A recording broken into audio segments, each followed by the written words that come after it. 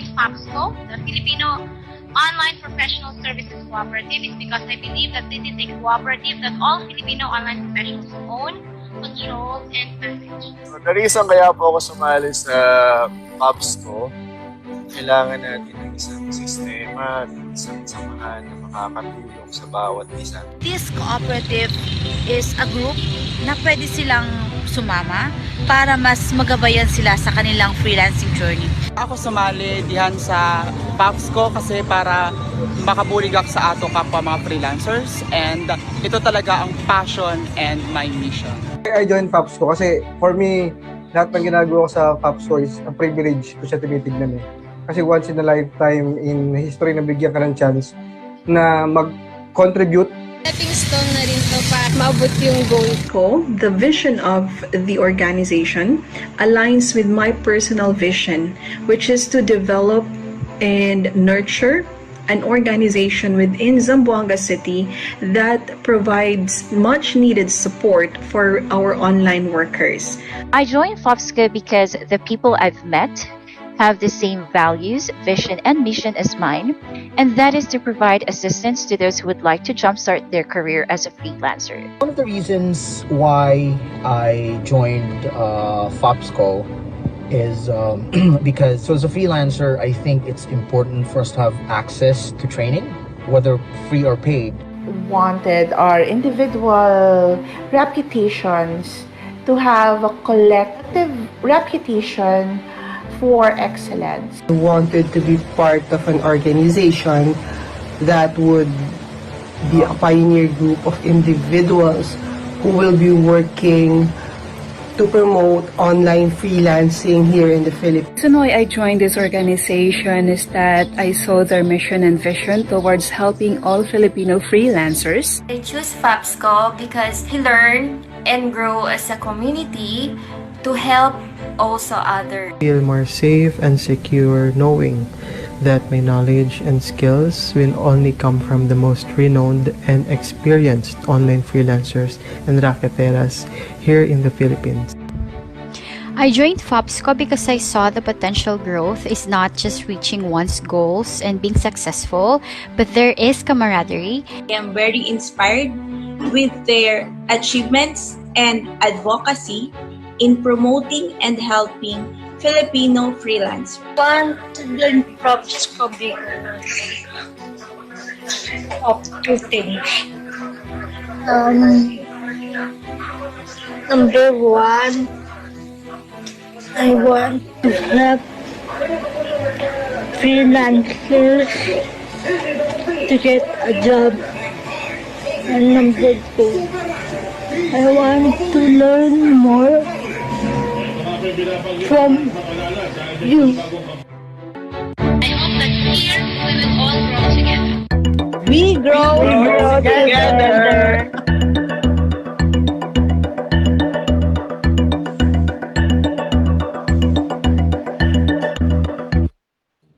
All right, so that's a big yes. We really are growing together. So may I request to turn on your cameras so all the participants here in Zoom. All right, thank you. So hello and welcome to our webinar series entitled Craft Your Personal Brand Story.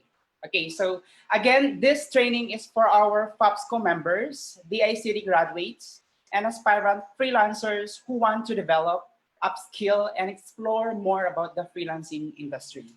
Again, this wouldn't be possible without the collaboration of the Pioneer and the FOPSCo, or the Filipino Online Professional Service Cooperative. Again, I'll be your moderator, Dennis Vipagio, so I'll be in charge with your questions here in Zoom. And I would like also to acknowledge the presence of Mark Mana, our timekeeper, and of course, Ms. Angelique Pedroso, handles our technical team, and if there are questions coming from our FB Live. And also, I would like to acknowledge the presence of my FOPSCo Academy team, to Ms. Rona and Ms. Rose Ann. Okay, let me remind you of our house rule here. Please put your phone on silence mode. And of course, let's avoid any unnecessary noise that can interfere our webinar. Let's respect one another here. because we are matured enough to know what is right from wrong. And we are also seeking for your active participation. Let me just remind you of our Q&A would be after the discussion of our speaker for tonight. So I guess everything is set up now. Let me call on Miss Angelique Pedroso. Hello, Miss Angelique, can you hear me? Yes, hello, good evening. Can you All hear me? right. Yes, we can hear you loud and clear, Miss Angelique. Okay, so to sum up, Okay naman. Miss Angelique will be the one who's going to introduce our speaker for tonight. And I'm giving you the presenter's mic to introduce our speaker. Go ahead, Miss Jelly.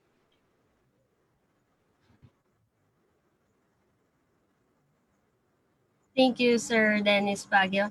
So, our resource person for tonight is currently the Philippines editor for visuals and community engagement for marketing in Asia. She is also a CEO branding strategist where she coaches CEOs and entrepreneurs to help them craft a more human-centered brand through storytelling.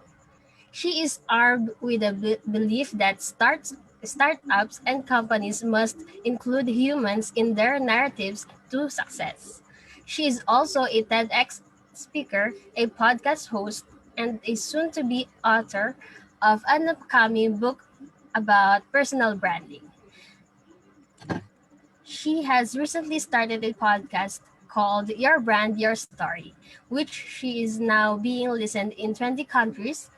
She created this platform to feature entrepreneurs, marketers, and thought leaders and community leaders who love to share the authentic and human side of them.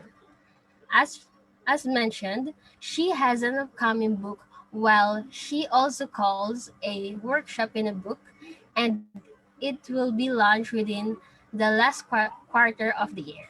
She aims to spread more awareness to people about the importance of thriving in this digital world by crafting a meaningful, human centered, and authentic personal brand story. Let's welcome Miss Jennette Cajucom.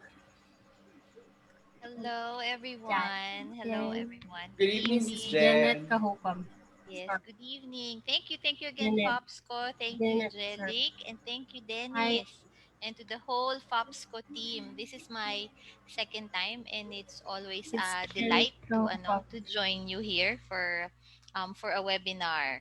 So yeah, so as Dennis has said, I'll be talking to you about how to craft a personal brand story. I believe the previous webinar that I did was about how to craft a meaningful personal brand, but this time to make it more meaningful, uh, it has to be backed by a story, and I'll hopefully I'd be able to teach you how to do that in a bit. So I guess without further ado, let me share my screen.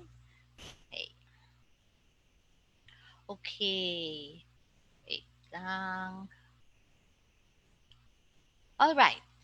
So there. So how to craft your personal brand story. So as you see there, it's for me it's a must for freelancers, solopreneurs, entrepreneurs, and business owners who are trying to stand out in today's digital world. Okay. So before we start, I just would like to get a feel of what type of audience we have for tonight. So I hope medyo game kayo mag-participate. Magtatanong lang naman ako. Okay.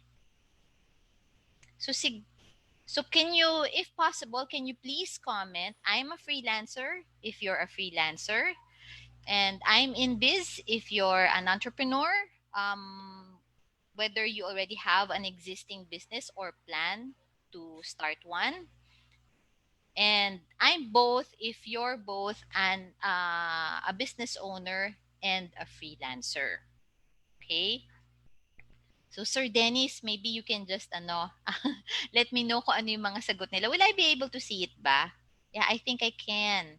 Okay. Yes, to So our chat box, Dennis, Miss Jen. sumagot ka pala Dennis Yes, both. po. Ayan, JR, freelancer. So thank you. How about the rest? Both then, si Mark. Okay, freelancer, aspiring freelancer. Okay, both. Aba, madaming both ha. Okay, mga thriving kayo ngayong pandemic. O, di ba? Both. Oo, kasi I think most of the freelancers I've talked to are even more thriving amidst this pandemic. So Miss Connie Santos says both. Okay. So thank you, thank you. So tamang-tama talaga itong content natin for tonight. Okay. So next naman, okay. So I guess I just would like to have an idea of your current status in terms of getting clients or growing your business because I would understand that it could be tough. It could be tough during this time of a global health crisis. So siguro I'm para rin I'd be able to siguro give you some tips in relation to the topic that we'll be talking about. So choose one that applies to you. So A, if you think that your business is amazing right now, meaning if you're a freelancer, dinadagsaan ng clients, or if kung business owner, kung tuloy pa rin, as if hindi nyo nararamdaman pandemic. Then B naman, if you feel that business is tougher these days because of competition, because of the pandemic, etc. And then C naman, if you are just starting out, whether you're a freelancer or business owner. Okay, so choose the option that applies to you. Okay, so let me see first, Okay. So B, oo nga, relate ako dyan. So starting out. Okay. Wow, congratulations si Ma'am Connie, si A. A daw siya. Okay, Rona, B. Okay. Okay, so I pretty much have an idea na. Thank you. Thank you for answering my very short survey. Okay, so this is the scenario that I'm seeing right now, and I guess you'd agree with me. I mean, since the pandemic started, mula nung nag-lockdown, free webinars, free master classes, free online trainings and certifications have become commonplace. Diba?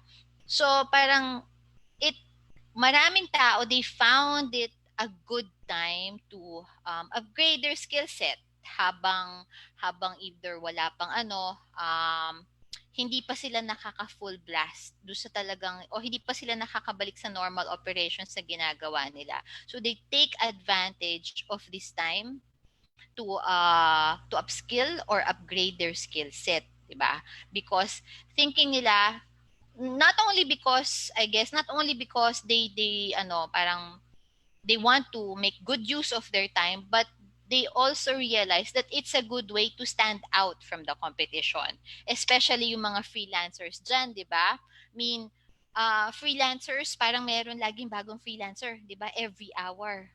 Diba? So, competition is becoming tougher. Tapos nadagdagan pa ng mga webinars, diba? So, competition is even tougher. Diba? So, with this, parang if you're a freelancer or if you're a business owner, mag-isip ka, paano kaya, how do I stand out? Especially in this digital world. 'Di ba? And with all of yung resources that are almost free, 'di ba? There's social media is there, YouTube is there, all of the resources are there. How else can I stand out from my competition so that I can attract more opportunities, whether it's in the form of clients, customers, or employers, or even business partners, or even investors. Diba? And then ito pa. So, you may also be familiar with this, especially do sa mga freelancers. You've probably encountered this where you had to apply for every job available. Lalo na yung mga yung nag-online dyan, di ba? Ang daming mga freelancing platform. You practically, try to apply for every job available. You constantly try to change rates. Sino yung naging dyan? Sino yung naka-experience niyan? Nagpapalit ng rate kasi in the hopes na, 'di ba? In the hopes na mapansin ng client, 'di ba? And then they're practically sometimes offering their services offering their services to everyone, and then they chase after every opportunity, either because kasi ang dami nilang sinabihan ng mga ang dami nilang sinalihan na Facebook groups din, tapos nakikita nila do sa mga members ng community na yon, ang dami nagkukwento, nagpapasalamat kay God kasi nakakuha na sila ng client. So yung nakakabasa na iinggit. 'Di ba? Sinong nakaka-relate diyan? 'Di ba? So, ayun yung yun yung typical na nangyayari sa chase situation. As bukod sa chase situation, meron ding confused. These are the ones who are not sure if they are doing it correctly, and they're not even certain if they're getting the right opportunities. And then andyan yung okay, binabaan na nila yung rate nila. And then they ended up getting the job. Ito yung sa mga freelancers, they ended up getting the job, but then akala nila masaya sila. They even posted na sinabi, congratulations, you're hired. Pinost pa nila sa social media nila. But tapos few days pa lang, they realize they're not happy and they feel constantly stressed with their project. And then they realize it's not for them. So, ayun. So, siguro meron mga nakaka-relate dyan. So, this is why I'm so passionate about this topic. It's more than really just standing out, because I pretty much, I guess you've already somehow seen the picture I'm trying to paint in terms of competition. And I mean, even the fact that it's becoming tougher these days because webinars are becoming commonplace. So, somehow the topic for tonight will help you stand out, and not actually just stand out, but eventually connect and attract not just any opportunity, but the right opportunity for you, where you will not end up stressed, but happily thriving. Okay, so for tonight, as you can see there, what I'll be talking about, I've divided it into three subtopics. So I'll be sharing what personal branding is, because some of you may not be familiar with the term yet, or may have encountered the term but have yet to know what it really is. And then also why your personal brand should have a story, as I do understand that personal branding is becoming commonplace. Napapansin ko yung content kasi I'm actually happy that there are now a lot of personal branding coaches, personal branding consultants. But then you have to figure out what really works for you, because there are personal branding consultants there whose content are more about the image, about the logo, about the website, about how you look, about your profile picture, about your wardrobe, and all that. And with the kind of personal branding that I advocate, it's more than that. It's really about inner work. And then for you to be able to show the people who you really are as a brand, it should be backed by a story. And later on, you'll realize the importance of backing up your personal brand with a story. Then of course, lastly, since I want everyone to, to craft a compelling story for their personal brand, I will of course at least teach you the 4 basic steps that would lead you to craft your authentic and meaningful personal brand story. Okay? So yan yung pag-uusapan natin. Okay. So question so far. Teka, may nakita kasi ako, parang may nakita akong sa chat. Okay naman, we're still good, no questions. Last pa naman yun, di ba? So far, Miss Jen, we don't have question for now, pero we do have a reaction from Rona Lunar na Yes. wow, sabi niya gano'n about doon sa ating upcoming na lesson na i-discuss natin. Okay. Yes, thank you. Thank you. So moving forward, so let's talk about personal branding first. So siguro just briefly lang, who among you here has yung parang first time lang? Kasi I know that this is the term is becoming popular in the recent years, but I'd like to know kung meron sa audience natin ang first time pa lang narinig itong term na personal brand or personal branding. Anyone? Anyone? Para I know how to attack this, because I want us to be on the same page.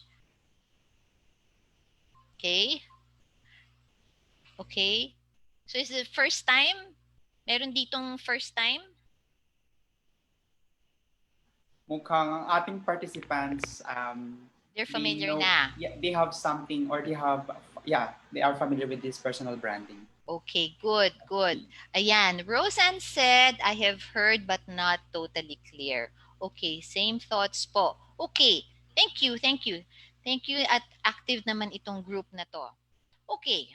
So siguro, just to I want you to do some thinking, okay? Para hindi ko lahat i-feed sa inyo. I don't want us to immediately go into the definition of personal branding. Siguro, try to think of the answer to this question first. Sabi ko nga sa inyo, 'di ba, parang this is really more of inner work, pero hindi tayo magre-retreat, don't worry. Okay, so how do you think people perceive you and how do you present yourself to opportunities? So yon, because whatever your answer to that question is has something to do with your personal brand. So since nakikita nyo dyan yung how people perceive you, by default, whether or not you are consciously trying to craft or build your own personal brand, by default, nagkakaroon tayo ng personal brand. Example, sinong mga naging corporate employees dito before naging freelancer? Okay, 'di ba? Andiyan 'di ba, pag matagal na natin kakilala yung mga co-workers natin, kunyari, meron dyan yung magpapagawa ng report, merong boss na nagpapagawa ng report pero hindi marunong si Excel. Tapos biglang magtatanong, meron kayong go-to guy and go-to girl. O yan, si anong tanungin mo magaling sa Excel. O si ganito magaling sa PowerPoint, di ba? So parang by default, dahil yun yung perception ng ibang mga tao do sa department na yon, kung sino man yung go-to girl or go-to guy for that particular skill, kahit na walang ginagawa yung taong yon about his personal brand, nakikilala siya kasi yun yung naging perception sa kanya. He just simply does what he does. So ganun din tayo. Our behavior, the way we think, the way we come across, nagbubuo yan ng perception, ng impression sa ibang tao, and it contributes to our personal brand.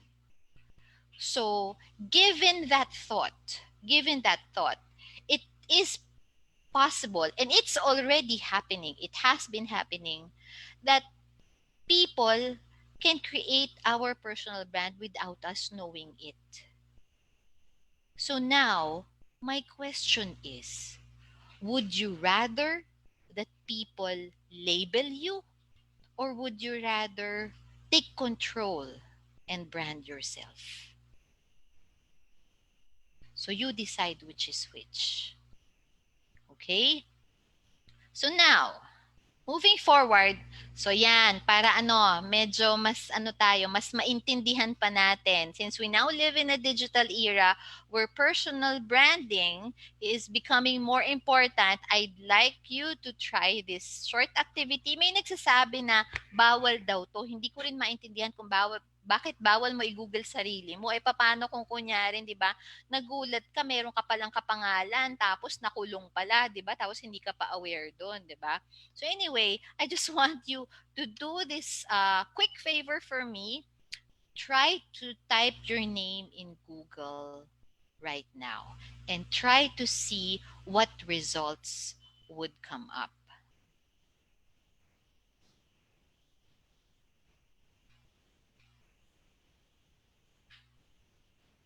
Okay. Okay, now. Okay, done. Done na raw si JR. Done. KZ. Thank you. Yung iba. Okay. So now, based on the results that you see, first question. Ayan, Jilik, LinkedIn daw ang na. Ayan, I'll briefly touch a little bit about LinkedIn. So thank you, Jilik, for the feedback. Okay. So now my second question is, sino sa inyo ang may na-discover na may kapangalan pala siya? Meron ba?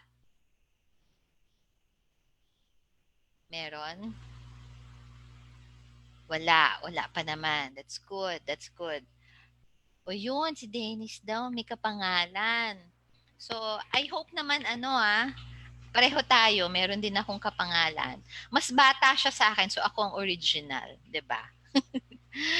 So, ayun, so 'di ba nakakameron na kayong mga nadi-discover, 'di ba? So my next question is, for example, you are an employer. Imagine the situation. Kunyari, you are an employer and meron kang natanggap na email and that email is an application letter, resume, and you want to know more. You want to know more information other than what's written in his resume.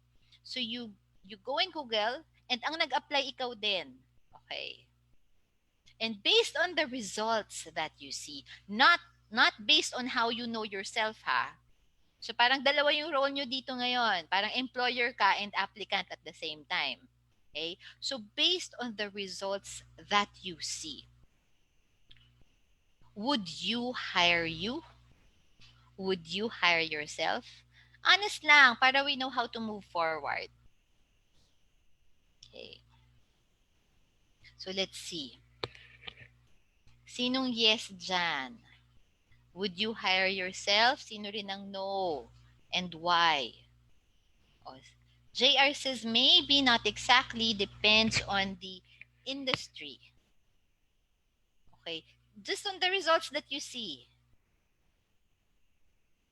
Let's assume na tama yung position and you are looking at the Google results. Oh, yes daw.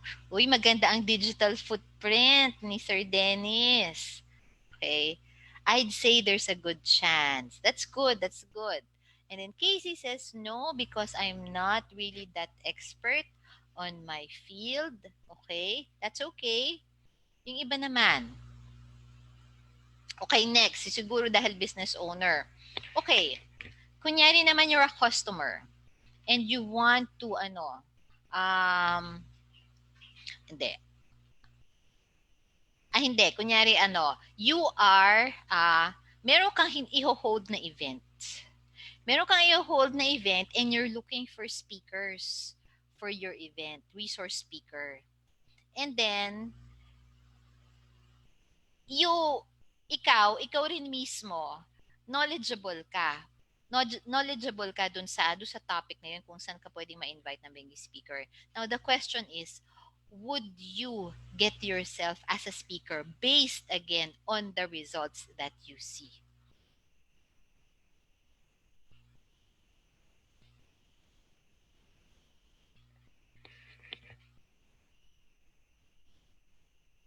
Based on the results that you see. Not yet, will require time. I'd say yes. Okay. Okay, not yet. Lack of engagement. Maybe. Okay, that's good. That's good. Okay, then lastly, and based on the results that you see, let's say you're looking for a business partner. Would you partner with yourself based on the results that you see? Okay, good. Okay, merong mga yes. Yung iba, parang hindi nagpa-participate lahat. Nagpa-participate ba lahat? Okay, so merong yes, based on the results that you see, not how you know yourself. Okay, probably yes. He seems like a decent guy. Okay, I like that. Okay. So moving forward, so ang daming 'di ba? Ang daming realization. But the good part about it is, 'di ba? Going back to what I said earlier, do sa premise natin kanina, would you rather label yourself or would you take control? 'Di ba? Control and brand yourself, especially online. So, moving forward, based on the results that you see, now that you know that you can take control of it, you should now find a way para maganda yung lumabas doon sa results. Diba? Okay. So, ayan, ito. Ay, natanong ko na pala to kanina. Okay, so alam na natin to ha. Okay, so now going back to our topic. So just by doing that activity, you more or less now know what personal brand or what personal branding is. But to parang to give more information about that. So again, your own brand or your personal brand is something you have consciously or unconsciously created. So again, yung kanina, yung unconsciously created, ito yun kadalasan to, it's the product of people's impression or perception of us. Kasi we unconsciously created it eh. And then ito, just so you know, just a bit of a history on how personal branding was first conceptualized. There is this expert, his name is Tom Peters, and he wrote an article back in the 90s. I think that was way back in 97. He wrote it on Fast Company com, and the title of that article was A Brand Called You. And this is ano parang an extract, an excerpt of his article where he says, regardless of age, regardless of position, regardless of the business we happen to be in, all of us need to understand the importance of branding. We are CEOs of our companies called Me Incorporated.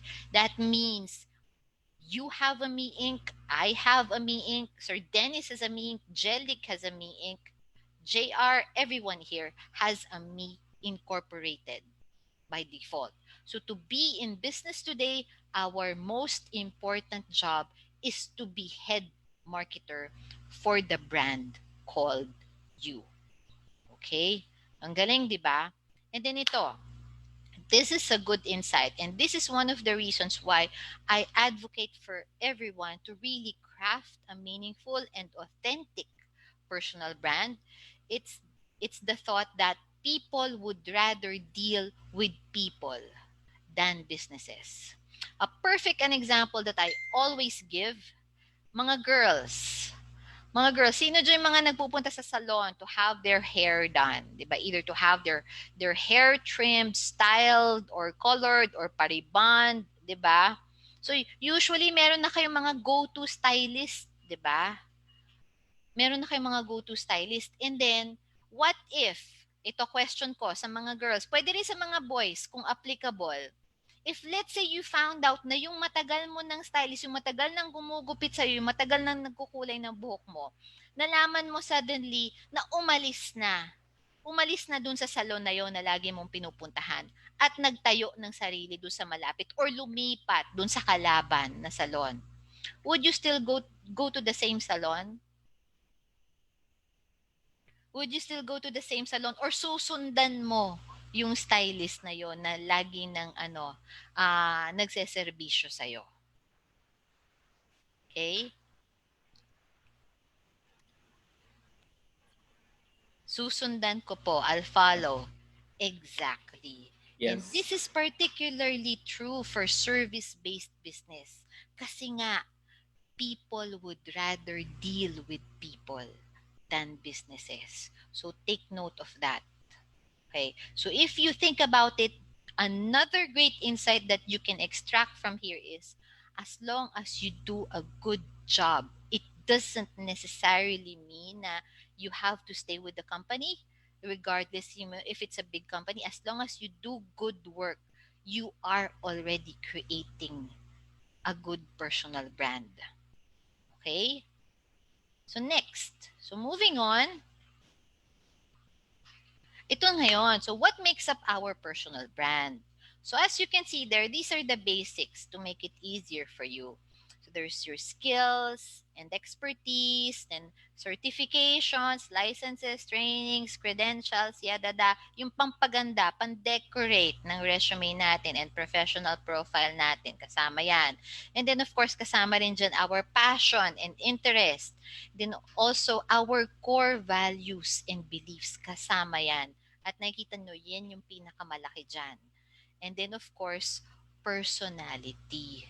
Pero anong nangyayari? 'Di ba? More often than not, skills and expertise lang at saka ito certification and credentials. Dito lang tayo nagfo-focus. It's as if we're just about our skills and professional experience. It's as if we're just all about our licenses and certificates. If we think about it, we are more than that. And yun yung kailangan idagdag natin sa personal brand. So moving forward, this is the this is the thinking kasi that we have grown to believe na parang in order to stand out, parang we have to be part of the superlatives category. We have to be the best in a particular category. We have to be the most accomplished. We have to be the most rewarded. Parang feeling natin, the only way for us to stand out is parang if we belong to the superlatives category. When in fact, hindi naman. And later, you will find out why. So moving forward, I want you to also tap on your passion and interest, your core values and beliefs, and also your personality. Why? I don't know if you believe in the saying na you attract who you are. You you attract who you are, and this is so true. And for the most part, the reason why we end up stressed in our work and we just decided to yung tiisin na lang yung stress na yon, it's because we know we can monetize from it but we're not happy because ang naa-attract natin hindi natin kapareho ng core values, and that is why the people that you should attract should have the same core values as yours. And how would you be able to attract people with the same core values as yours if you yourself do not know what your own core values are? Okay? So moving forward, so clear tayo? Question so far? Any insights, violent reaction, realization? So far, Miss Jen, we don't have question kasi focus kami ngayon sa discussion. Nakakatuwa. None for now, sabi ni Ms. Rose. Okay, thank you. Okay. So yun, so why is it important to create a personal brand? Ay, wait lang somebody's at the door. Sir Cham, wait lang may kumakatok. Ayun, so why is it important to create a personal brand?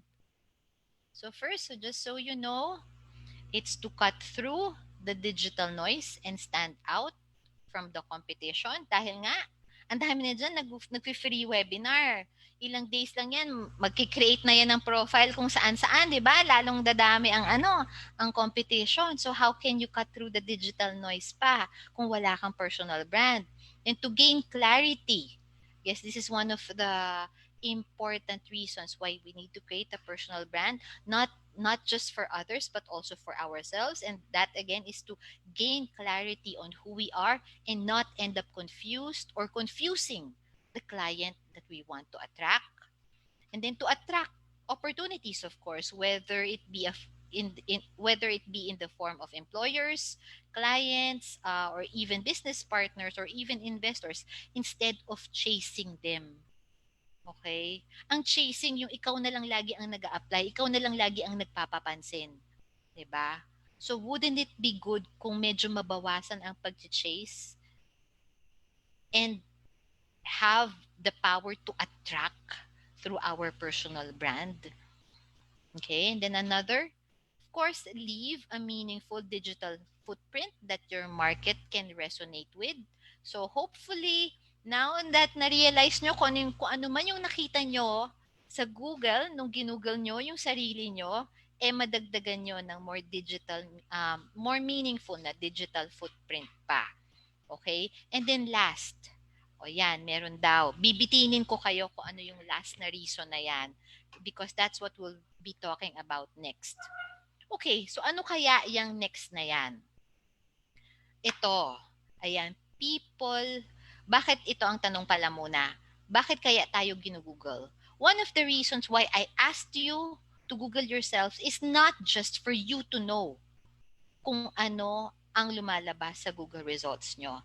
It's because I want you to put yourselves in the shoes of a possible opportunity that you want to attract kasi yun na sigurado ang ginagawa ng either a potential client, a potential employer, a potential customer, or even a potential business partner, collaborator, or investor. For sure, ginugoogle na kayo. So, dun sa ginawa nyo kanina, at least, alam nyo na kung ano ang nakikita nila. And why do you think they Google? I'm pretty sure you know the answers because kayo mismo may mga ginugoogle din kayong ibang tao. Aminin nyo. Meron na kayong na-google, di ba? O based on your answer alone. So let's see. Bakit? Why do you Google other people? Let's see. Huwag nyo na lang sabihin kung sino. Okay, for reviews.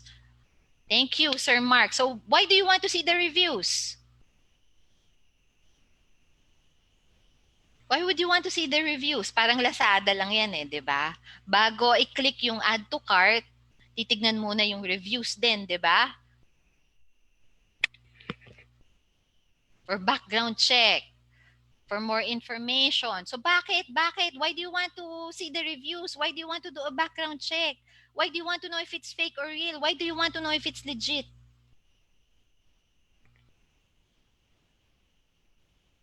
Yes. Ayan no, kita nyo na, nasa slide na.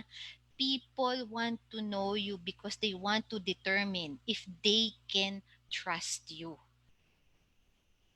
So kung wala kang online personal brand, what do you think are the chances for them to trust you? Diba? Yan. Oh, this is also a good one. I think, yeah, JR could be, yun. Could already be doing this and to know if the person could be a possible connection in the future. Totoo yan. Totoo yan. To know if ayun, inulit ko lang pala. And yan, going back, going doon sa sagot ni Julie kanina on LinkedIn, ang unang lumabas daw, ano lang to segue lang to. Ang unang lumabas daw sa results niya is LinkedIn. Who among you here already have LinkedIn profiles? Yan, meron na. Meron na. Okay. LinkedIn kasi, I'm personally, a LinkedIn advocate. One of the reasons why I optimize and I also help people optimize their LinkedIn profile is because LinkedIn ranks up high in the search engine. Kumbaga, Alexa ranking alone, ka-level niya, siguro, syempre nanguna dyan Google and then Facebook. Pero malamang part pa rin siya ng top 10. So, even if you don't have your own website with your own domain name, because LinkedIn ranks up high in the search engine. So pag may nang Google sa inyo, if you have a LinkedIn profile, yun malamang ang lalabas sa first page, sa first page ng results. Sa pinaka first pa, sa first page. So if you if you're in the stage right now where you want to attract potential clients, employers, I do recommend that you create a profile on LinkedIn. Okay? Wait lang po Mabilis lang to dahil ang aking dog hindi marunong kumuha ng tubig. Sandali lang po. Go ahead. Sandali lang po.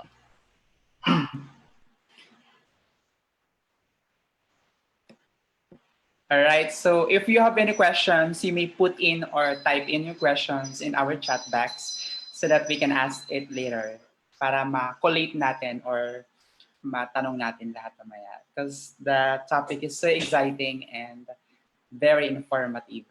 Yes.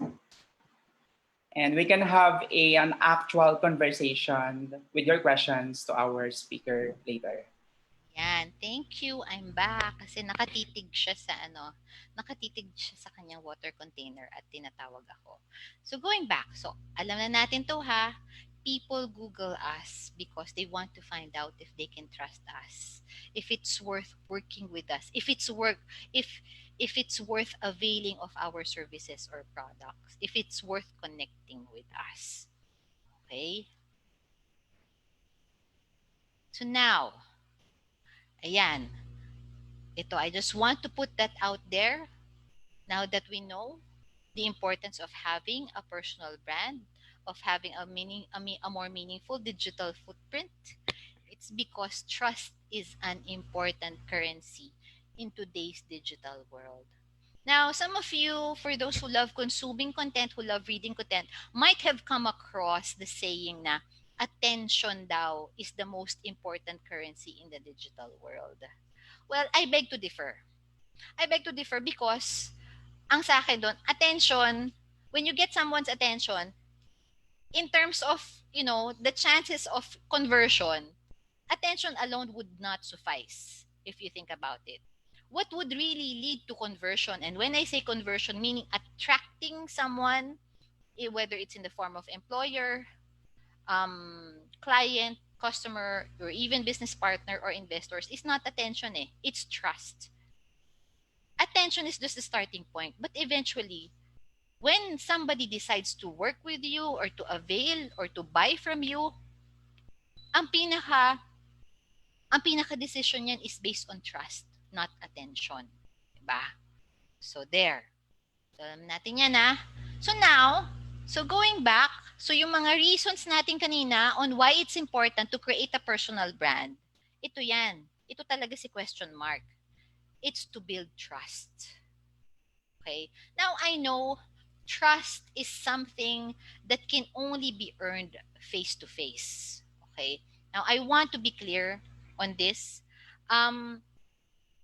If you noticed, before yung mga kaedad ko dito, nung time na na yellow pages pa, walang internet. Sino mga nakaka-relate dyan? Nung wala pang internet, when we want to know information about a product or a service, 'di ba? We would only ang talagang lang natin access to information, either TV, either paper, the newspaper, or sa yellow pages, 'di ba? When we dial that number, after natin tingnan alphabetical sa makapal na libro na 'yan, once we call that number, that's the only time na makakaalam tayo ng information. But nowadays, when people contact us, more or less meron na silang nakuhang information sa atin.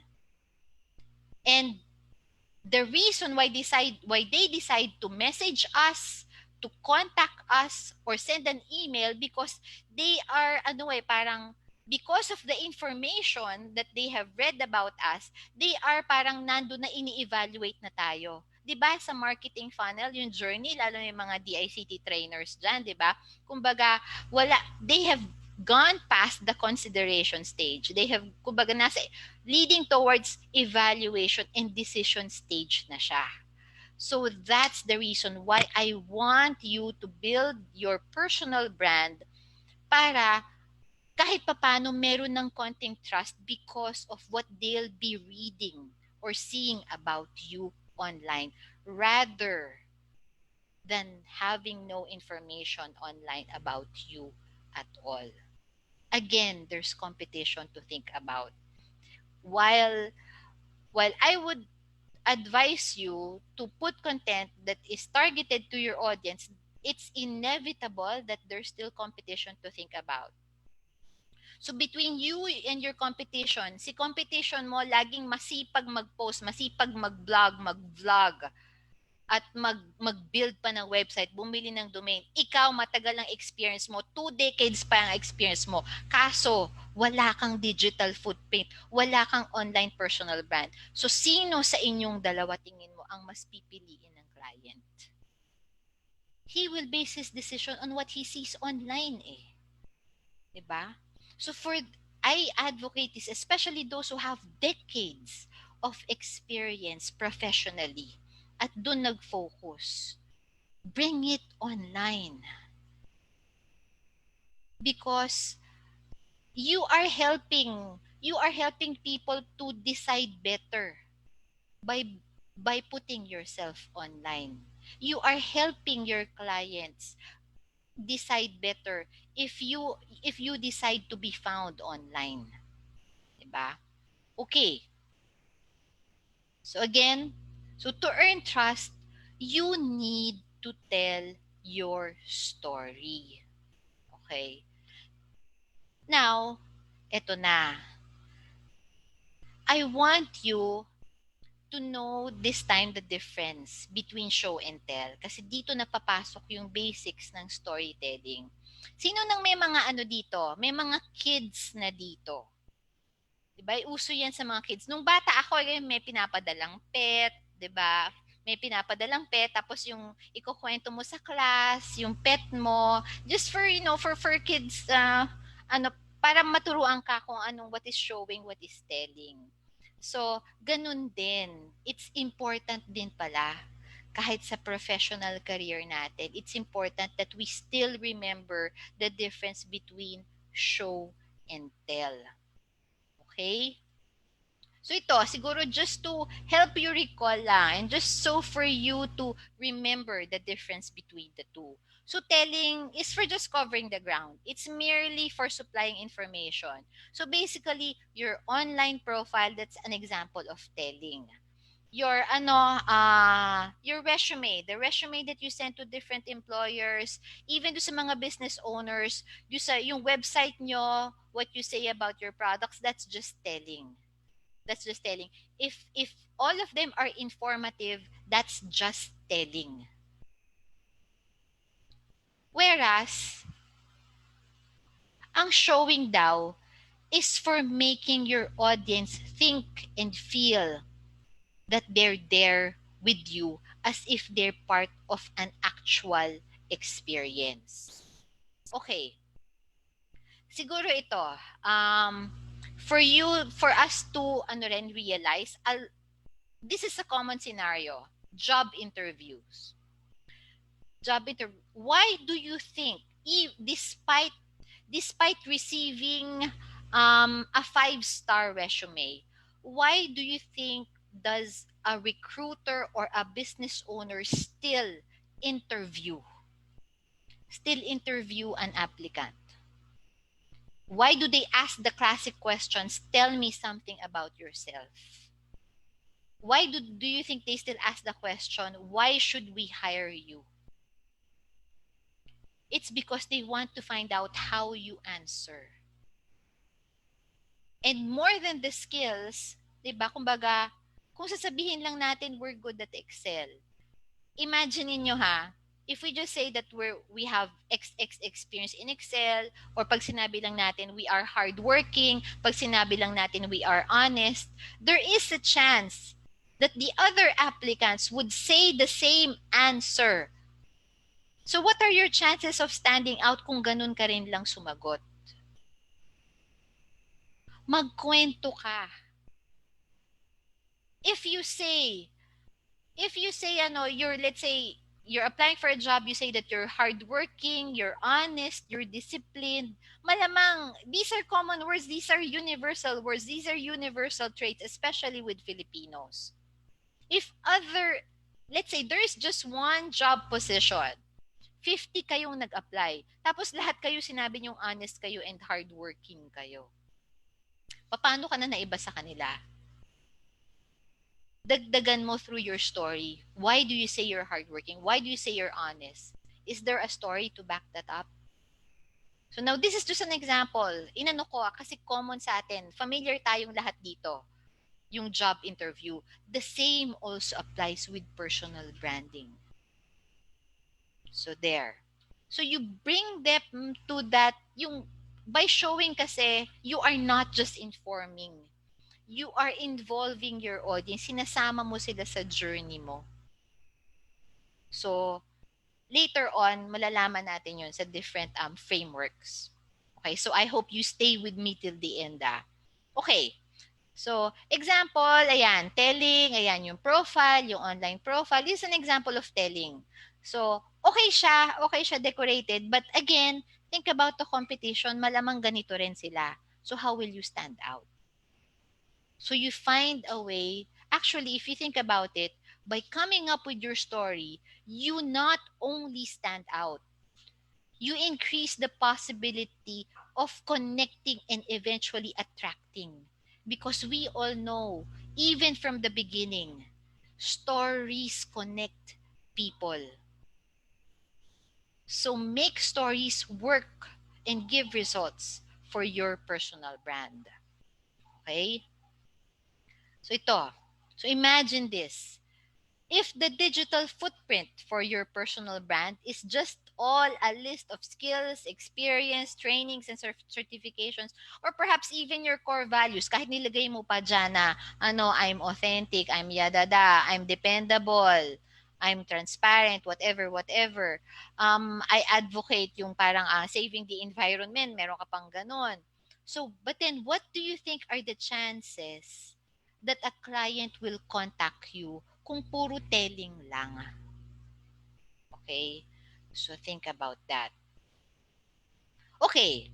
So ito na ngayon. So now that you know, and I hope that you're now starting to embrace the difference between showing and telling and the importance of putting a story on your personal brand, I will now show you this is just a simple process on how to create your personal brand story. Kasi syempre, ang stories may mga ingredients yan eh. May mga elements yan.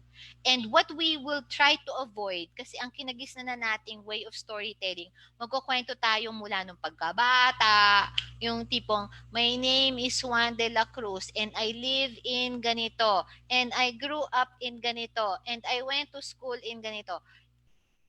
Ang nakagisna natin way of storytelling is just based on our timeline. We will change that to increase chances for you to attract opportunities. And another pa na nakita kong sumikat, have been proven effective, but unfortunately nagiging gasgas na, is the rags to riches story. Malamang meron kayong mga na-encounter na ganyan, di ba? It has worked for decades. Nora Honor story has worked for decades. So maraming ganun, pero imagine kung lahat puro laging ganon, rags to riches. 'Di ba? How will you stand out kung lahat ganon? Okay. So now, let me introduce to you the 4-step process to creating your brand story. This part is basically just picking the important elements that you need for your story in order to attract the audience that you want to attract. And I actually call it, aside from calling it the 4 steps, I call it the GIFT, GIFT method. And it's also discussed in my upcoming book, by the way, segue lang. And there's a free chapter if you want to download. It has worksheets and activities, and you can download it for free on my website, jencajucom.asia. So for the first step is get to know yourself. That's the G. And then I is identify your target client or your ideal client. And then F, after knowing the answer, after going through na 1 and 2, which is know yourself and then knowing who your ideal client is, you should now be able to do 3, find alignment and clarity between the two of you. And then, meron ka ng ingredients na kailangan. You should now be able to tell your story based on these ingredients. So gift is get to know yourself, identify your ideal client, find alignment and clarity, and then T, tell your story. Merong nag-chat, ano yung lumabas doon? Okay? Okay. So first, get to know yourself. Everybody still with me? Yes. Okay. Okay. So doon sa get to know yourself, ayan. This step allows you to gain a better understanding of who you are as a brand. Again, it's inner work. Like I said, it involves knowing yourself to bring out who you really are, your authenticity that you can use to be the face of your business, whether you're a freelancer or a business owner. So, siguro, just to, ayan, this simply asks the question, what are you good at? And this is specifically our skills. Then what are you passionate about? And then what problems do you like to solve? Then what are your core values? And then what's your personality? Ito lang yung basics natin kasi under time crunch tayo. So briefly lang, ito, ay hindi, teka. May questions na napapindot ako. So ito just remember these questions. In any case, you have a free chapter that you can download. Nandun din yan. Okay? So core values, malamang at this stage kasi we're all these years we might be just focused on our skills, years of experience and the licenses and certificate. Baka nakakalimutan na natin kung anong core values natin. And it's important to capitalize on that when building our personal brand. So I'll be showing you now a list of the common core values. So you might want to pick three. So imagine na kunyari lang nagbi-build tayo ng ating personal brand natin ngayon. We're trying to know who we are. So here's a list of the common core values. Might want to pick three. Kung sino, kung ano kayo, kung what resonates more with you based on your experience over the years, based on your interaction over the years. We get our core values based on, syempre, yung pinaka sa family natin, sa environment natin, the people that we work with, the people that we find inspiring, we get inspiration from, doon tayo minsan nakakuha ng core values, yung sa mga kinikilala nating mentor.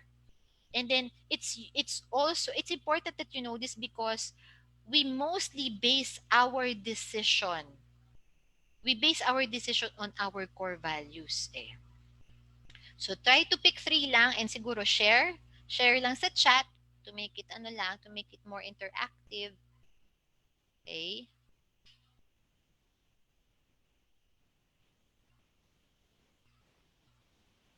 Ayan. Si Rose Ann, sabi niya, patience, faith, family. Okay? Ayan, professionalism, innovation, punctuality. So, yun. Approachability, optimism, transparency. So, now, going back, I want to stress again, identifying our core values is not just again merely for parang so just so we have something to put on our personal brand on top of our skills. Because eventually, as long as you remember this and as long as you want to stick to this, ang mga gusto nyo ring ma-attract are people who believe in the same values. So siguro, as just to illustrate this, in the case of Rose Ann, her core values daw are patience, faith, and family. So most likely, you would also want to build a relationship, whether professional, 'di ba? Whether professional or personal, with someone who is also patient, 'di ba? Who is also family oriented and who also values faith. So 'yun. Okay? So, yan yung core values. Now, moving forward, ito na. So, ito lang, briefly lang, just so you, para lang meron na kayong mental picture. Okay? I want you to just briefly answer this. You can just, give short answers just to get the ball rolling in terms of, building your personal brand. Try to list siguro kahit one skill lang. One skill that you can do. I call this can do kasi skill. Your can do and then yung love to do. Yung can do mo, I suggest that you put there something na parang that comes naturally yung comes naturally for you, yung tipong skill na nagtataka na dadalian ka. Yung ganong skill. Yung ikaw yung nagiging go-to person for that skill. Try to think of something. Ayun. And then also, try to think of your love to do, your passion.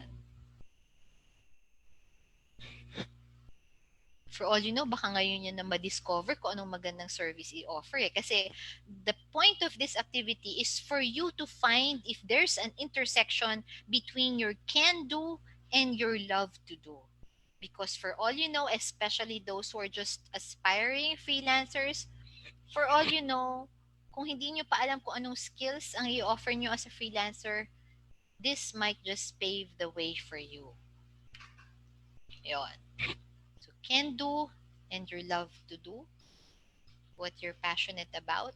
And when you say passion, just so we're on the same page, if you're familiar with the film Passion of Christ, 'di ba? Parang that's a perfect example there, although syempre, ano 'yun?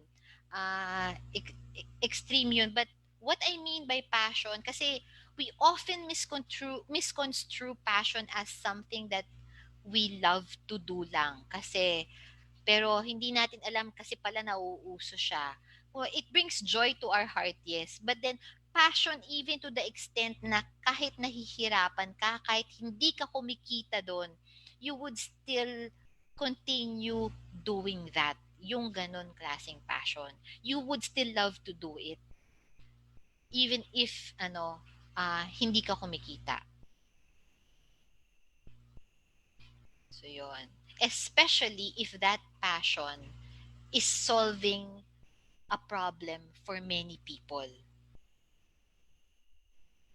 That's probably the best way to craft a personal brand that's based on on skill.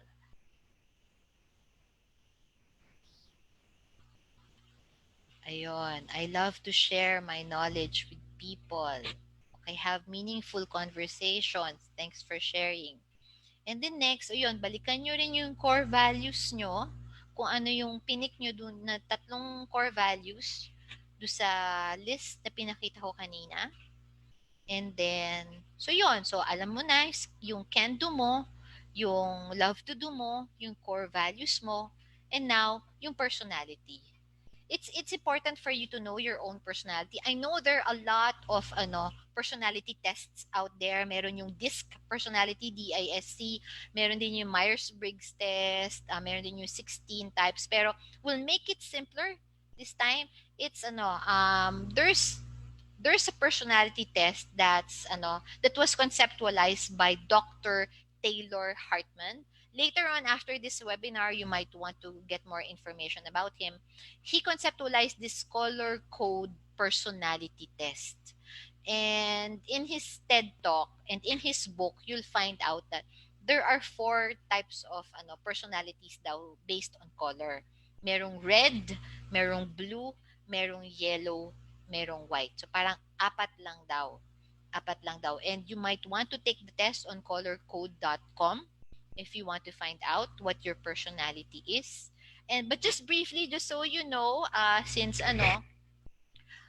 red, ito yung parang mga yung the profile, ang profile nila is parang leader sila. And leader sila parang they want to get things done.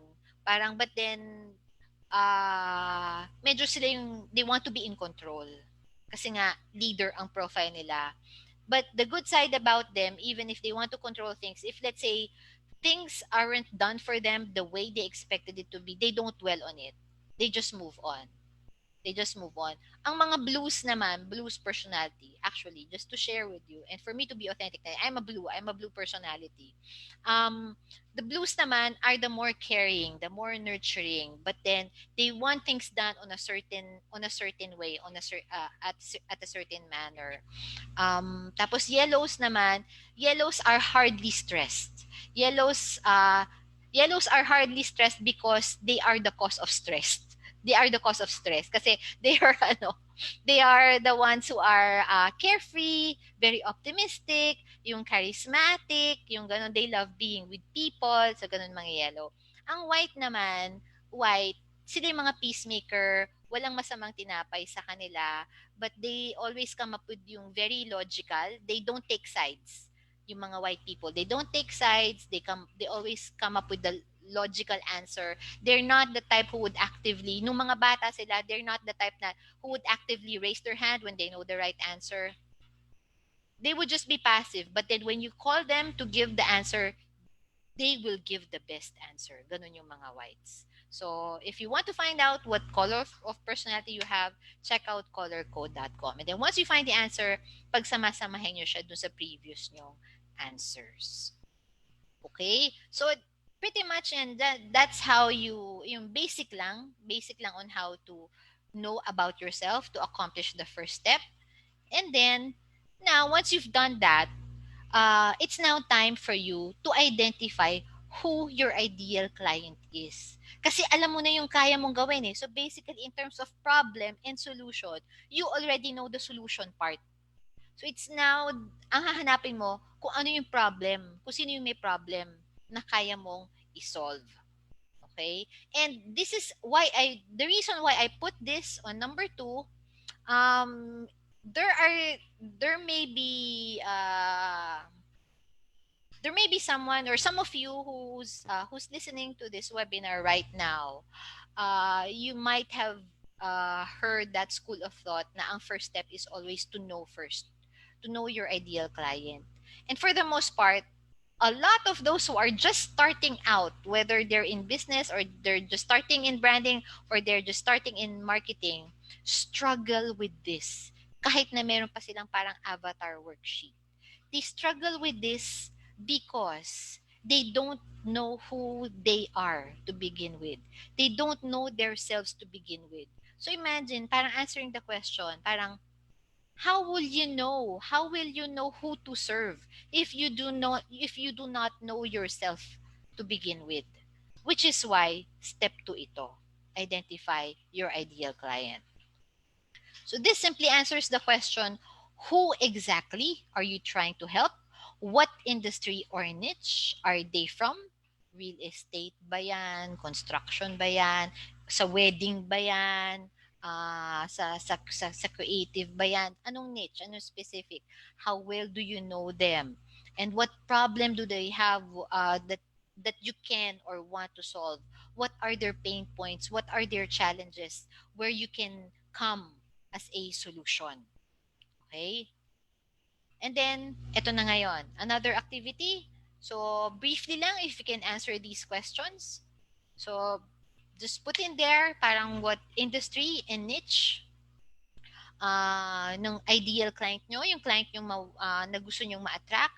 So, a perfect example here, let's say, let's say lang, if you're the type who has had years of experience in the real estate industry, so yun yung alam mo, you know that you can give value from that industry. So most likely, the client that you would want to attract would also be from the same industry, which is real estate.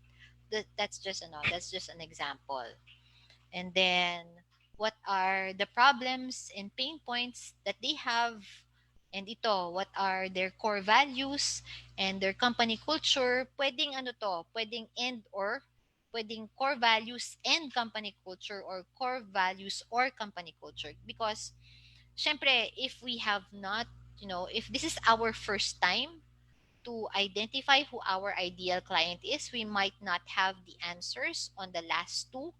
One way of finding out, I guess, would be to check out their website. Usually, di ba nakalagay dyan yung mga company vision and mission, company culture. So doon, magkaka-idea na kayo. If you resonate with that, yung same nila, yung culture and values nila. So most likely, baka yun yung ideal yung client. Okay? Am I going fast? Okay Just naman enough. so far? Okay. So, once you've accomplished this, ito na. You should now be able to find alignment. I'm just covering the basics para may structure kayo on how you can deal with it on your own. But pretty much, I'm sure that there are a lot of questions that you can answer, pero at least may guide na kayo on how to attack it. Okay? So now, after accomplishing step 1, which is getting to know yourself and then identifying your ideal client, you should now be able to find alignment and clarity, because knowing who you are and knowing who you want to help is only half the battle. Because the next part is hanapin nyo kung ano yung common between you and the client that you want to attract.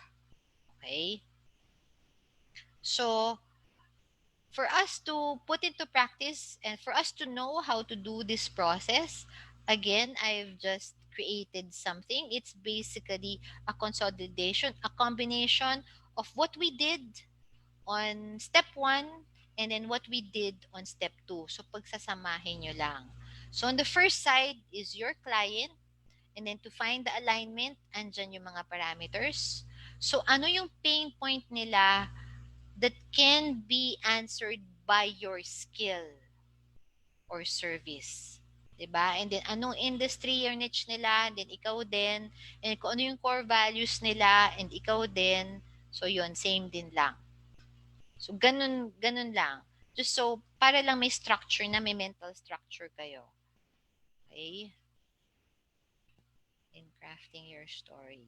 Okay, so far, clear ha? Okay. Ayan, try to answer those questions. And then, once you find the alignment and clarity, eto na. Kasi once you're able to know yourself, and once you found the common ground with your potential client, madali na ngayon magkwento. 'Di ba? So this is now the part where we can now craft our personal brand story, because kung ano man yung mga sagot natin sa steps 1, 2, and 3, ito yung ingredients na magagamit natin to create our authentic brand story. And by because if you think about it, by simply saying na I am skilled in ganito, who can help a client who has this problem, that's just telling again. And how can we stand out from the competition kung telling lang? 'Di ba nga, show versus tell. We advocate more on the show or on the storytelling part. And there are different storytelling frameworks that you can use. Okay? So ito na. So one way to do it is to do the who am I approach. Okay?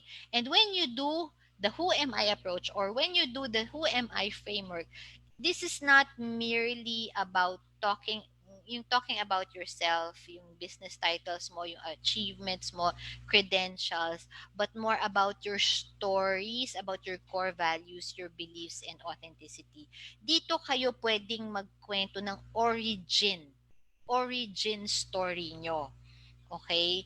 And the more human, the better. So for freelancers, how did you start out? How did you start out? Parang bring your audience, or whoever will be reading, watching, or listening to your story, bring them to that time. Bring them to the time when you were starting out. What was your frame of mind back then? Why did you want to be a freelancer? Why did you open this kind of business? Was there a bigger problem that you were trying to solve? So which is why, 'di ba? Siguro, the best example that I can share here is, sino yung nanonood nung meron pang ABS-CBN, yung may puhunan ni Karen Davila, 'di ba? Yung mga kwento sa may puhunan, before pinapakita yung mga part, yung mga tinutulungan ng mga established entrepreneurs, yung tinutulungan nila yung mga magsa-start out pa lang, 'di ba? Si established entrepreneur nagkukwento ng mga origin story nila, how they started. So, kung nanonood kayo noon, and if you've watched it repeatedly, most likely it's because you resonate with their story. So, ayun. So, yun yung dun nyo i-revolve yung who am I nyo. Not yung based sa timeline nyo. Based dun sa problem that led to the solution that you can now offer. Yun yung maging focus ng origin nyo. Saan nag-umpisa yung origin story nyo? Dun sa part na you discovered that you have a problem to solve. Another example would be, I'm not sure if you're familiar with Sarah Blakely. Ladies, yung mga nagsusuot ng body shaper dyan, you might be familiar with the Spanx brand.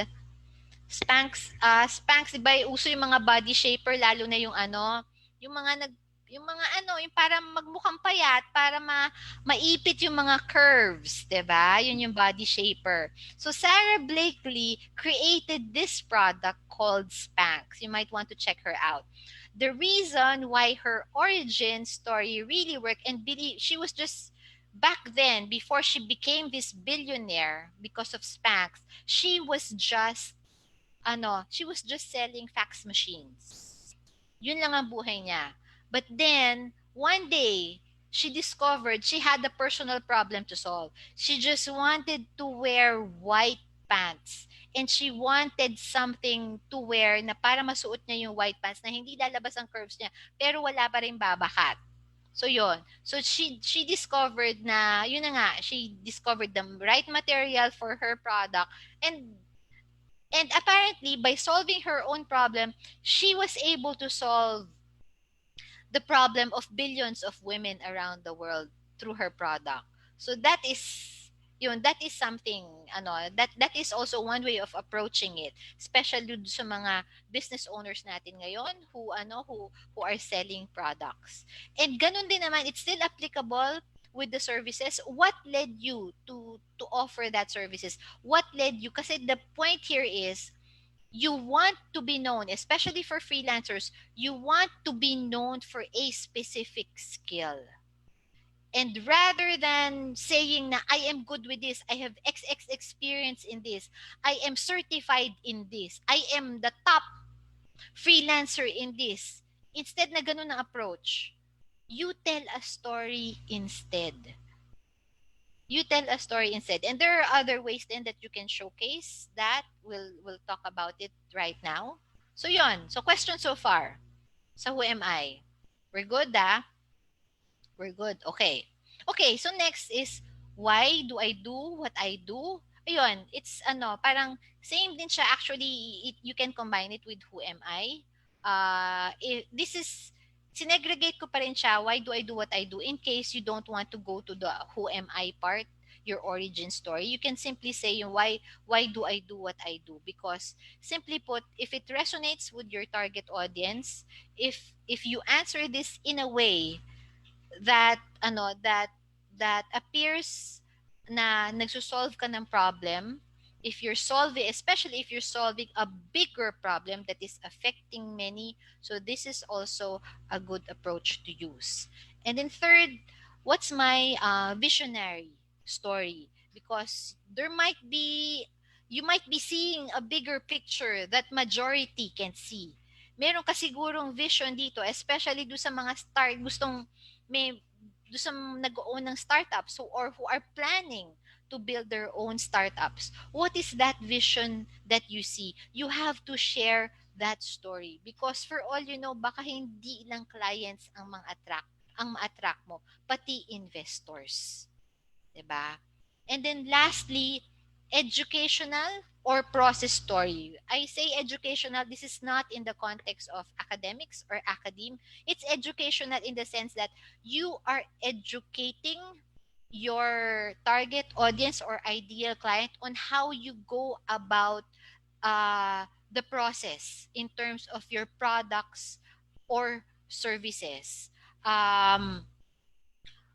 Example, sino ba yung mga dito? Virtual assistant. Yung mga virtual assistants dito. I'm picking this skill set, virtual assistants, kasi yun usually yung entry level ng mga freelancers, 'di ba?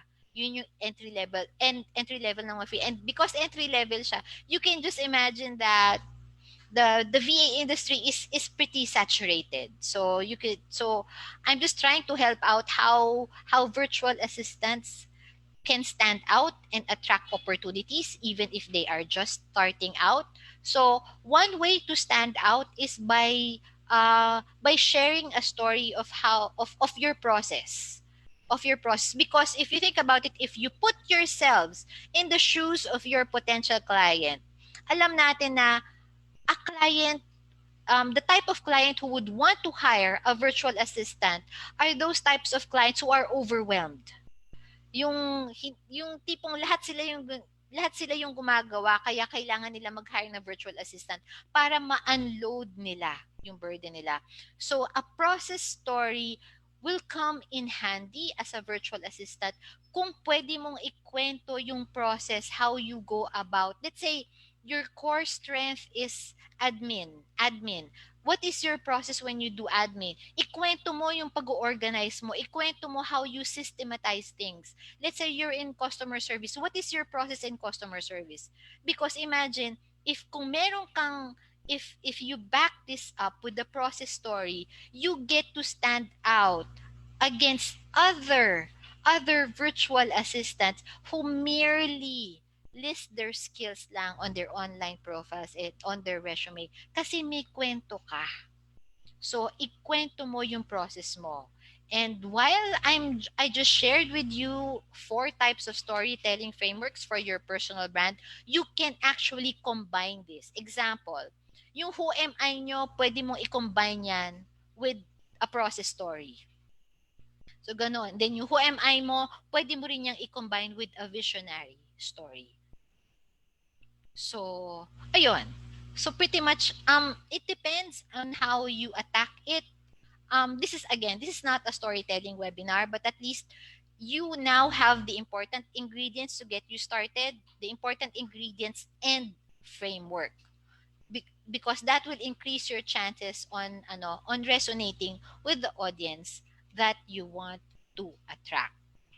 So yon kasi, and one way ito tip, this is outside na, if you want to really resonate, to increase your chances to resonate with your target audience, especially if you plan to do written content of your personal brand story, you check the profiles of the client that you want to attract. Because on their profile alone, on the content that they write online, you will more or less have an idea of the kind of thinking that they have because of the content that they put out there. You more or less have an idea the kinds of words that they use, the kind of language that they use. So you can incorporate that. Kasi I guess I just put this tip out there kasi tayo, when we say our English for the most part, 'di ba? Parang minsan, because we're Filipinos, English is just our second language. We have this tendency to directly translate, 'di ba? Yung ganung type of English. So baka kailangan nyo rin aralin yung language ng ano nyo. That's an important ingredient that you can incorporate in your personal brand story. Overwhelmed so far? Overwhelmed by information overload? Ang dami, pero ang sarap ng information. Ang dami. Okay. Carry And pa. lastly, thank you. And lastly, of course, because you don't just want to stand out again, you want to connect, you want to resonate, and you want to attract with your personal brand story even before they decide to send you a message, they decide to contact you. So don't forget to ano to incorporate these ingredients then. Ito, to be empathetic, to be transparent, to be compassionate, and of course, to stay human. And that again is another acronym which I coined. So be etched. Be etched in your audience's memory. Because again, you still have the competition to think about. So, ayun. So again, stories connect and attract people. We've known this even before the internet, even before printing was invented. So imagine what this can do for you if your personal brand has one. And of course, the best stories are those that come from the heart. Always. And then, ito, content first ha, tools second. Kasi marami tayong nakikita dyan, just because tools are free, platforms are free, Facebook is free, YouTube is free, inuuna nila yon para lang marami sila. Pero yung content hindi nagre-resonate. So you have to nail the content first, meaning nail your story first, because once you nail your story, you can keep on repurposing that on Facebook, on YouTube, whatever, on your own website, on IG, on Twitter. So content first, tool second, always. And then if you want to, really take action, I'm giving out a free chapter for my upcoming book. You can download it from jencajucom.asia. Mas in-depth pa yung mga worksheets doon and yung mga activities yon. And it's free for everyone. So, ayun. At ayan, hindi ko na to babanggitin dahil na introduce na ako ni Jelly kanina. So, there. So if you want, yun, I do free coaching. You can just email me, freeconsult at jencocom.asia. For collaborations, that's the other email naman. And then, yeah, let's connect. I'm on Facebook, LinkedIn, recent lang on IG and Twitter. And yeah, my website again is jencajucom.asia. So maraming salamat. Thank you for staying with me till the end. I hope may natutunan kayo. Right. Thank you very much, Miss Jen. Grabe, overload kami sa information. And I guess we are on the end part. So we're going to entertain at least 3 to 4 questions. Would it be okay, Miss Jen? Yes, of course. Okay. So may we call on Ms. Roseanne, one of the participants here. Hello, Ms. Roseanne. Hi, Good evening. Roseanne. Hello po. Good evening, Miss Jen. All Thank you right. for the wonderful topic that you have shared with us earlier. So my question po is, for the mga starter or start as freelancer, how will we or I really stand out in digital world, especially in this competitive world or competitive industry? Okay. Ito. I use the term standout because I know kasi I know that I have to mention competition every now and then because I know it's still inevitable that it's still inevitable that parang andyan pa rin sila eh. It's still a fact kumbaga. But ako if I were if we were to think in if I were to share in the context of mindset, make your competition the least of the concern because once you're able to focus on your ideal client is you have already addressed your problem with competition. You focus on your ideal client first because kumbaga get past the standout stage and instead dun ka na dumiretso ka na dun sa connect and attract stage. Connect and attract stage. And by that, I mean you focus on just the client that you want to serve and yun, go back to the steps that we've gone through. Know yourself, who you are to the core, what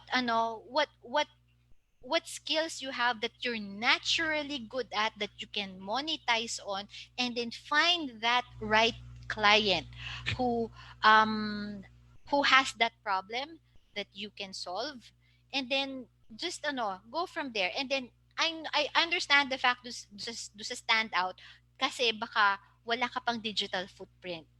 So, I suggest that you create your story first. Once you've known who you are, don't be pressured of the time. Don't be pressured of the time. Just take time to nail that story first because once you've nailed that, you can repurpose it in the form of an article. You can even create a podcast. Okay, this is why a lot of people right now, this is another tip ang dami nyo ng ano, we only have very few Filipino podcasters. If you really want to stand out, I suggest that you start your podcast. This is especially effective if you're an introvert, if you're afraid to put yourselves out there in the form of video. I'm actually an introvert myself. That's why I created a podcast. And since it has helped many, kinontinue ko siya. At marami, since konti pa lang mga nagpa-podcast ngayon, it's a good avenue to share your insights and expertise. Okay? And it's also a good way to connect with people that you want to attract. And you can invite them in form of guests. You can invite them as guests because people who are invited as guests, they feel special eh. And for all you know, after you've invited them as guests, you want to parang you can even work together. So that's one way. Find untapped avenues after you've nailed that story. So kumbaga, after syempre yung mga kung saan na mga sikat like Facebook because everybody is in Facebook, you also have to put your story in Facebook. But at the same time, isabay mo din siya dun sa mga untapped na na mga platforms. So, ayun. And one way to stand out is not really in terms of quantity eh. yung quantity nung kung saan ka, oo. It's always quality. And that's exactly why I want you to nail your story, because your quality, wala yung pinag-iba kung bakit pare-pareho yung mga profile pictures ko and yung iba rin dyan. Profile picture ko sa FB, sa LinkedIn, dahil ganun din. Pagdating sa story ako, gusto ko pare-pareho yan. And dahil gusto kong pare-pareho yan, dapat ma-nail ko muna yung quality niya. It has to be authentic, it has to be meaningful, and it has to resonate with my target audience. Because at the end of the day, in order to attract a client, it is not really about standing out, it's resonating with them. So yon. So if you really want to stand out, think along the lines of resonating. So yon. Thank you po, Miss Jen. Well noted. Grabe, no? So, talagang lahat ng kailangan natin malaman talaga binigay na sa atin ni Miss Jen. So, thank you for that answer from Miss Jen, our speaker. So, now let's proceed kay Sir JR. He has a question for us. Sir JR, can you hear us po? Yes, Can I we can unmute? hear. And can you also hear my voice now? Yeah. Yes, yes, we can hear you po. Thank You you. may go Hello on with your JR, question. how are you? Yes. Yeah, great, great, great. Magandang gabi po mula sa Clark, Pampanga. At I'm from yung tanong ko po, Subic. okay, great, Cavite. great, great. I see. Well, actually, I joined this Zoom meeting just ilang minuto lang. Kasi si Miss Jen actually invited me for this. Kaya I'm glad to experience this for the first time with Miss Jen and to understand yung expertise niyo po.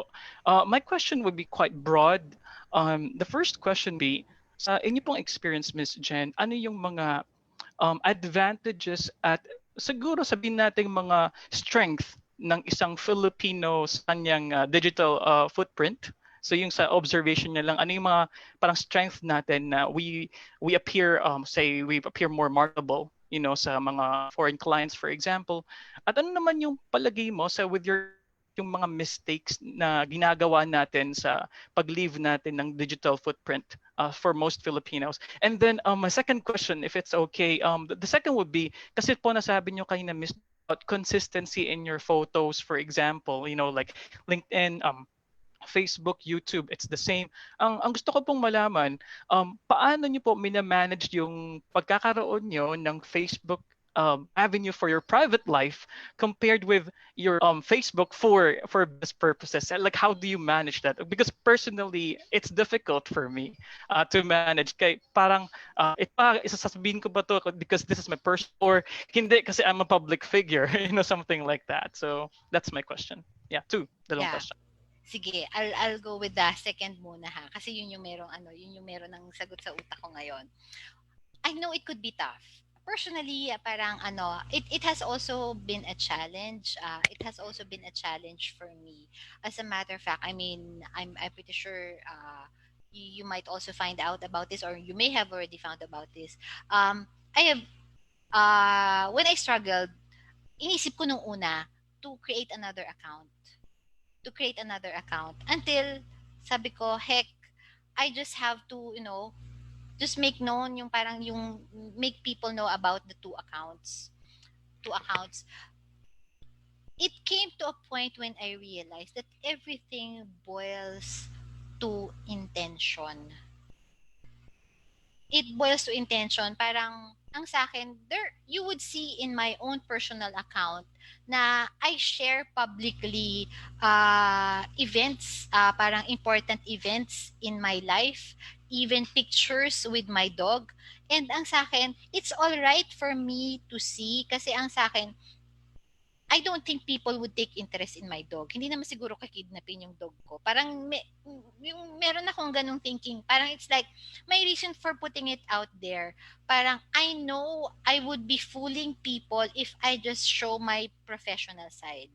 And I know that they would also want to see, especially those who Google my name, potential clients. They would of course want to know more information other than what they've seen on my website, other than what they've seen on on the resume probably that I've sent to them if I did apply, kasi for sure they want to go beyond that, eh. That's why they Google me. So ang sa akin, yes, I want you to know that I'm a dog lover. Yes, I want you to know that I'm family oriented. So that's what I put out there, because parang it helps the people that that I share. Parang in terms of ang privacy, ang akin naman, dumadating lang yung privacy pag in terms of the people na kunyari kasama ko sa picture, I don't want them to be exposed because yun na nga, especially dun sa mga maraming nang nakakaano sa mga speaking engagements ko. So yun lang. Pero in terms of me, myself, what I put out there is something that I want people to know about me. Because at the end of the day, I know that a potential person who wants to work with me, whether in the form of a client or a collaborator, would want to know more about me other than the professional side of me. I guess yun, that's the best way that I can yun yung sa akin na. Ayun. Tapos ano yung first question mo? Sorry. Yeah, tinype ko din po pala sa chat yung number one question ko. But, I can repeat strengths and weaknesses po. In your experience, and notice mo with Pinoys, in how we leave digital footprints, sa palagay niyo lang po, strength natin and then weaknesses natin. Yes. Okay. Well, I won't syempre there are those who are just starting out. And I've noticed, especially Filipino yung mga Filipino, this is especially true for those who are into digital marketing. They know how to strategically, in terms of putting the right content, in terms of quality, and when to post it, when there's increased engagement. Mga Filipino marketers, I'm telling you, since I'm part of marketing in Asia, we're ahead of the game. Because, when pag nagmi-meeting kami sa marketing in Asia, yung mga editors din sa Malaysia, yung mga editors, mas okay tayo because a lot of parang a large part of businesses in Malaysia and a large part of yung marketers in Asia are still leaning towards the traditional. Tayo we're more collaborative eh. We parang unti-unti na nating tinatanggal yung concept ng competition. We embrace more of collaboration. So I'm confident to say na ahead tayo, which is why in terms of community, strong yung community natin. And in terms of those yung mga areas for improvement, hindi mas work in progress. Of course, andyan yung to those starting out. They have yet to be self-aware, I guess, of in terms of their strategy and what to post out there. But I don't see it as parang a weakness for the long haul, because unlike before, because I started out way back 12 years ago, that was 2008, there were no support groups back then. There were no FB groups, walang mga online communities. Hindi katulad ngayon. Maraming mga online communities where we can learn from different yung mga seasoned na mga marketers na at saka mga content creators. So I would say parang in terms of yung we're on an upward trend. Yun yung masasabi ko. And in terms of, kung sa BPO, I could see the consistency. In terms of BPO industry, because I came from the BPO industry, we're in the lead in terms of, building relationships with other foreign countries. Kasi okay yung mas okay yung English communication skills natin. And the same also applies even in the field of marketing, even in the field of freelancing. That's what I noticed. So yun. Alright, so nasagot naman siguro yung question natin, Sir JR. Alright, so I think for the last question naman, Ms. Jen, we have here from our viewer, what if you want to help different people, and then how can you brand yourself if you have different niches? Parang siguro she has struggles when it comes to finding the right branding para sa iba't ibang niches. Parang nahihilo yata siya sa dami ng kanyang gustong i-offer doon sa mismong market niya. It happens naman. It happens naman pero usually kasi naman 'di ba kahit sa field ng marketing kasi syempre branding and marketing baga magkapatid 'yan. And in marketing, we're allowed naman to have more than one client persona. 'Di ba? Kaya nga meron tinatawag na parang market segmentation. But then at the end of the day, siguro you ask yourself, pwede rin naman, pwede in terms of monetizing from it. You can really serve more than one type of client, more than one type of niche. But at the end of the day, you ask yourself the question, what do you want to be known as? What do you want to be known for? And this is insight lang to. Isipin nyo na lang na parang ate ako ha. Ate ako. This is when money becomes a distraction eh. Kasi syempre, especially if we know na kaya ko ini-emphasize kanina, what is that one thing that you would love to do even if you cannot monetize from it? Kasi eventually, hindi naman ako naniniwala na hindi ka makaka-monetize dyan eh. It's just a matter of time that you can really monetize from your passion. I guess what I'm trying to say here is if you don't want eventually you don't want to confuse that market or that ideal client or that audience that you want to attract. So taking out the money, for example, because I'm telling you, money is could be a distraction and could be limiting sometimes if you focus too more of it. But if you just make it as a consequence, if you just make it a byproduct, mas magkakaroon ka ng clarity. Baka, so that might be something that you might want to factor in when you decide what do you want to be known as in terms of crafting your personal brand. So, ayun. So, what do you want to be known as? What is that big problem that you think you are born to solve? Yun yung ko doon. So, I hope that makes a difference somehow. Ayun. Thank you, Miss Jen. Okay, because that question came from Angelique Pedroso. Oo. Angelique, nag-usap na tayo dyan All right, Miss Jen. So lastly, our viewers are requesting for your slides. Would that be available for them? Yes, of course. Oo. Sige po, Pwede naman, okay. I can just give it to you. Yes, I yes. can, And kami na lang po ang magbibigay sa kanila. Okay, so before we end, any parting messages po, Miss Jen? Go ahead po. Yes. I know at this point that there would, parang, you will get to a point that you will really need to find alignment and clarity in terms of crafting your personal brand. So whether you're a freelancer or a business owner, this is important, okay? It's already a given. It's already a given that you want to generate revenue from it, whether you're a freelancer or a business owner. It's already a given. So don't make it the focus anymore. So focus na lang on you, on the person that you want to help, and the problem that you want to solve. Because by doing so, mas klaro lalabas yung storya nyo. And if you weed out yung monetization part of your personal brand, all the more that you increase the chances of resonating with the audience that you want to attract. Because at the end of the day, no one wants being sold to. So yon. Given na yan na pinagkakakitaan nyo yan, so focus na lang on what you can do for the people that you want to help.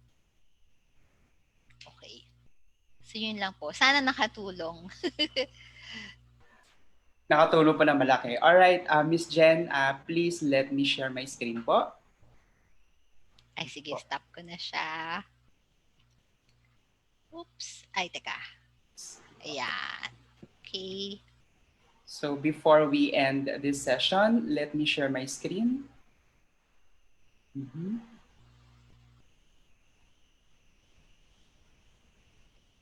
Uy, pangalan ko yun Yes. So we prepared something for you. So, nakikita po yung screen po. Salamat. Yes, oo. Thank you. Thank you so much. I appreciate this so much. Yes. So, Certificate of Appreciation is hereby awarded to Ms. Jennette Cajucom for being a resource person on the webinar session entitled Craft Your Personal Brand Story, initiated by the Filipino Online Professional Service Cooperative, specifically FOPSCo Academy, held on today, September 27, 2020, signed by our chairperson, Rochelle Rivera de Ocampo, and yours truly. Thank you po, Ms. Jen. And Maraming salamat po. Napalitan na ng memorable na na moment. Dati naalala ko ang Ondoy pag mga panahon na to, pero ngayon napalitan na siya. Thank you. Thank you so much. yes, please. Okay, stop my share na po. Okay, so before we end, formally, again, thank you for joining and watching us on this webinar series brought to you by FOPSCo Academy.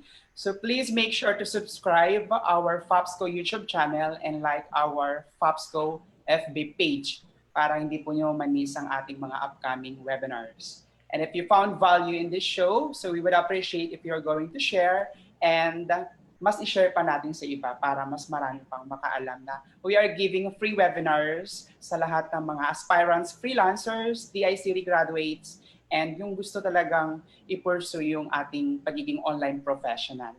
Again, this is Dennis Pagio reminding you that here in FOPSCo, we are growing together. Thank you and good evening. Maraming salamat sa inyo. All the best, FOPSCo. All the best to everyone.